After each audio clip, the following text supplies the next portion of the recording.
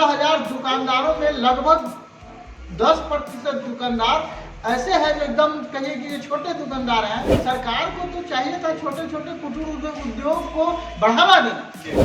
60% अपराधी किस्म के लोग आज जो है से पार्लियामेंट में मिनिस्ट्री में है बैठा था। ये 47 का जो आंदोलन था वो आंदोलन को लगता है देखिए शुरुआत करना पड़ेगा। नमस्कार, मैं हूं विद्रोही और आप देख रहे हैं आंखें न्यूज 24। आज हम चर्चा करने के लिए मुजफ्फरपुर में बैठे हैं ग्राम सभा मोहल्ला सभा अभियान समिति के राष्ट्रीय अध्यक्ष आनंद पटेल जी के साथ और पूर्व वार्ड पार्षद राजा राम जी के साथ। चर्चा का मुद्दा यह है कि मुजफ्फरपुर में ट्रेड लाइसेंस के नाम पर जो कमर्शियल दुकानें हैं या मकान है उनके ऊपर दोहरा मार पड़ रहा है और उनको अलग तरह की परेशानी हो रही है। जबकि पहले से नगर निगम के क्षेत्र के अंदर में जितने भी दुकानें आती थी, जितने भी कमर्शियल मकान आते थे, उनके ऊपर कमर्शियल टैक्स लगता था। ऊपर से ट्रेड लाइसेंस नाम का एक नया चक्कर शुरू कर दिया गया है। इस चक्कर से लोग घनचक्कर हुए जा रहे हैं। उसी घनचक्कर से निकालने के लिए आनंद पटेल जी चक्कर लगा रहे हैं, राजा राम जी चक्कर लगा रहे हैं। तो आइए जानते हैं इस पूरे चक्कर के पीछे की कहानी क्या है। आनंद पटेल जी, आप लगातार सामाजिक विषयों को लेकर लड़ाई लड़ते रहते हैं, संघर्ष करते रहते हैं। अभी ट्रेड लाइसेंस को लेकर डोर टू डोर अभियान चल रहा है, क्या है पूरा मामला, इसके बारे में बताएं। देखिए, ट्रेड लाइसेंस जो है जी, दरअसल जिस समय GST आया था जी, तो GST में ये है 1 नेशन 1 टैक्स। जी, लेकिन बिहार सरकार के द्वारा जी, अभी तक नगर निगम में कोई पत्र नहीं दिया गया कि 1 नेशन 1 टैक्स के तहत हमको और सब टैक्स नहीं लेना है किसी तरह का। यही वजह है कि नगर निगम को अधिकार क्षेत्र में आता है जो किसी तरीके का टैक्स वो लगा सकता है। लेकिन जिस तरीके से अभी टैक्स का वसूली हो रहा है, ये कहिए कि जो राजा महाराजा और अंग्रेजों के समय में भी इस तरह से टैक्स का वसूली नहीं हुआ था। अभी देखिएगा कि जितना भी मॉल है वो सबको सील किया जाता है और सील करके 1 लाख 1.5 लाख 2 लाख रुपया का अनलिमिट जो है बिक रहा है और इसके बाद नहीं देने पर उसको सील किया जा रहा है। और इसके पीछे ये कारण है जो ये छोटे छोटे जो दुकानदार हैं उसके बीच में एक बहुत बड़ा कहिए मैसेज जाए और मैसेज जाए ताकि वो डर करके वो छोटे छोटे दुकानदार भी ट्रेड लाइसेंस लेने पर मजबूर हो जाए। ये नगर निगम मजबूर करने का ये पूरा रणनीति पर काम कर रही है, जिसके कारण कहिए कि जो एक छोटा से छोटा अभी हम लोग जा रहे हैं डोर टू डोर कंपेनी में और डोर टू डोर में अभी 15,000 दुकानदारों से हम लोग मिल चुके हैं। 15,000 दुकानदारों में लगभग 10% दुकानदार ऐसे हैं जो एकदम कहिए कि ये छोटे दुकानदार हैं। सैलून, छोटा सा सैलून है, ठाकुर समाज के लोग आते हैं, गरीब लोग हैं, वो लोग जो है दाढ़ी उड़ी बना करके वो साल में 2,000-3,000 रुपया कमाते हैं। ऐसे लोगों को भी टैक्स जो है कि 15,000 और 16,000 को देना पड़ा है। तो और कहे कि जो ये ऐसा हालात रहेगा तो दुकानदारी तो बंद हो जाएगा। और ये सरकार का अभी कोरोना काल और ये तमाम जो स्थिति जो खराब है ये दुकानदार लोगों को, ऐसे हालात में सरकार को तो चाहिए था छोटे छोटे कुटीर उद्योग को बढ़ावा देना, इसमें जो है विकास की बात करना। और यहाँ तो कुटीर उद्योग और छोटे धंधा बंद करने की बात हो रही है। लोग जो है आधा से बेसी लोग बंद कर देंगे।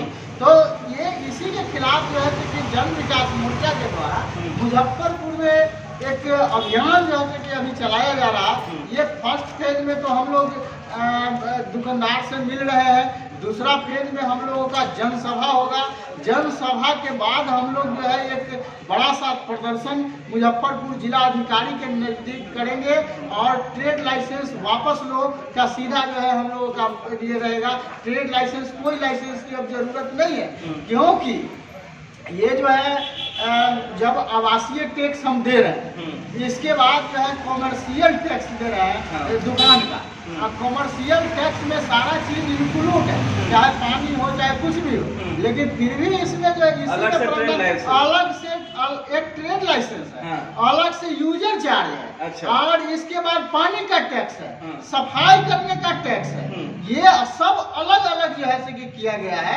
और अलग अलग तरीके से, जैसे 2500 रुपया है ये ट्रेड लाइसेंस में, इसके बाद 1200 रुपया जो है सफाई करने के लिए जो है लेंगे। तो ये जब टैक्स एक आदमी दे रहा है तो एक आदमी कई तरह का टैक्स देगा। सवाल यहाँ पर यह है कि आप एक नेशन एक टैक्स की बात कहे थे तो एक टैक्स लागू करिए, और नहीं तो हम लोग PIL में भी जाना पड़ेगा। तो हम लोग जाने की पूरा तैयारी कर रहे हैं, प्रदर्शन भी करेंगे और कानून का भी सहारा लेंगे, कोर्ट में भी जाने का काम करेंगे। राजा राम जी एक फिल्म आई थी जिसमें सनी देओल कहते हैं तारीख पर तारीख, तारीख पर तारीख, तारीख पर तारीख। मुजफ्फरपुर का नगर निगम कहता है कि टैक्स पर टैक्स, टैक्स पर टैक्स, टैक्स पर टैक्स। आपसे होम टैक्स लिया जाता है घरों का, और उसमें बताई जाती है कि 13 तरह की सुविधाएं आपको दी जाएगी, जिसमें पानी का होगा, मनोरंजन का होगा, सड़क की होगी, नाली का होगी, सफाई की सुविधा होगी। तो फिर जब ये टैक्स हम लोग होम टैक्स ऑलरेडी नगर निगम को भरते हैं, आप चूँकि बात परसत भी रहे हैं इसलिए आपसे पूछना ज़्यादा लाजमी है। तो जब हम ये टैक्स भरते हैं तो फिर सफाई का टैक्स अलग से क्यों? जब हम होम टैक्स देते हैं उसमें ऑलरेडी इंक्लूडेड है कि पानी की व्यवस्था आपको नगर निगम को इसके बदले में करनी है, तो फिर पानी के लिए अलग से उपभोक्ता शुल्क क्यों?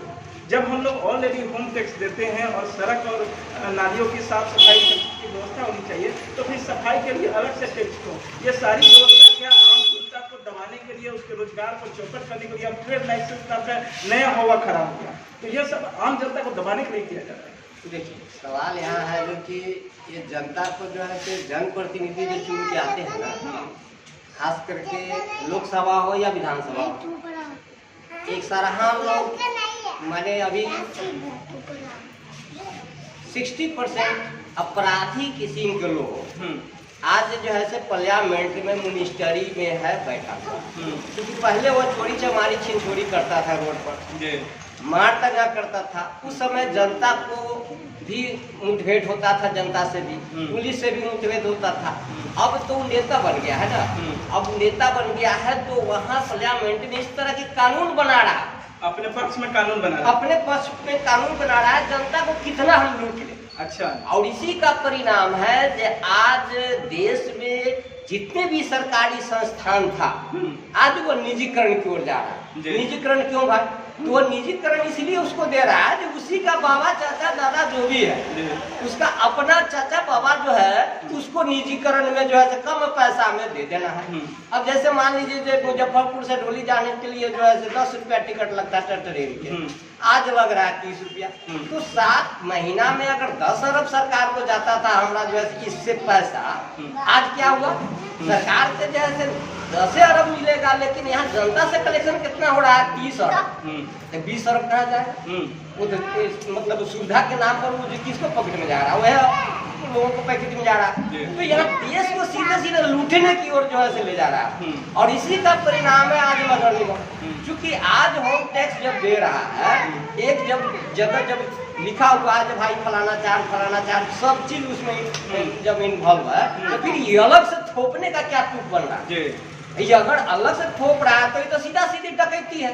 जनता को डरा के धमका करके, पहले जो है पिस्तौल गिरा करके लोग रोड पर छीन छोड़ करता था, आज जो है सत्ता में बैठ गया है तो आज जो है नगर आयुक्त जैसे लोगों को, अफसर लोगों को सीधे आदेश देता है कि भाई तुम ये करके दो। इसी का परिणाम है आज जनप्रतिनिधि को भी कोई नहीं सुन रहा। आज मेयर का कोई वैल्यू नहीं, आज जो है स्टैंडिंग कमेटी का कोई वैल्यू नहीं। स्टैंडिंग कमेटी बोल रहा है कि भाई यूजर चार्ज नहीं लगना चाहिए, ये चीज नहीं होना चाहिए, लेकिन फिर भी होता है जो भाई नहीं, हमारा तो आदेश है, मौखिक आदेश है भाई, हमको तो ये लागू करना है। तो ये कौन सा कानून है भाई देश में? तो ये देश किस ओर बढ़ रहा है? तो इसके लिए तो हमको लग रहा है कि आने वाला दिन जनता को रोड पर एक एक करके उतारना पड़ेगा। माने ये 47 का जो आंदोलन था, वो आंदोलन को हमको लगता है कि शुरुआत करना पड़ेगा, तब ये जो है मतलब ठीक ठाक हो सकता है। नहीं तो ये तो और माने ये महंगाई जो है कहाँ जा रहा है? आज जो है बेरोजगारी चरम सीमा पर है, महंगाई चरम सीमा पर है, क्या करेगा जनता? भूखे मरेगा? ये मतलब समझ से बाहर है। तो ये देश मतलब उस समय था, अंग्रेज आया था तो माने कि धीरे धीरे गुलाम के ओर ले गया, और 200 साल गुलाम की जंजीर में जैसा कि हम लोग के पूर्वज लोग रहे भी, फिर हम लोग आर्थिक गुलामी की ओर आज फिर हम आर्थिक गुलामी की ओर बढ़ते जा रहे हैं। तो ये तो बड़ी समस्या है भाई। अब जनता अब कितना बर्दाश्त करेगा? तो जनता को रोड पर आना पड़ेगा। तो इसलिए हम भी चाहेंगे, क्योंकि अगर यह सब रोका गया तो हम तो जनता को उतारेंगे रोड पर, हम लोग निकलेंगे रोड पर, तो क्या करेंगे जी।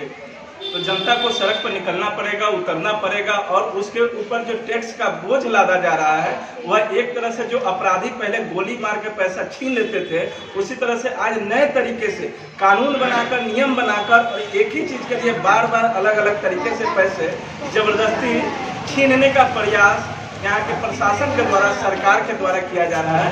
इसको लेकर मुजफ्फरपुर के है सो संगठन जन आंदोलित हो गए हैं, और ऐसे परिस्थिति में लोगों को भी एकजुट होकर इनके साथ आवाज उठाने के लिए तैयार है। आनंद पटेल जी ने जैसे बताया कि पहले ये जो कंपेन कर रहे हैं, कंपेन के बाद भी अगर सरकार नहीं सुनती है तो एक जनसभा करेंगे, जनसभा के बाद प्रदर्शन करेंगे जिला स्तरीय, और इसके बाद अगर नहीं सुनता है तो फिर कोर्ट का भी शरण लेने से ये पीछे नहीं हटेंगे।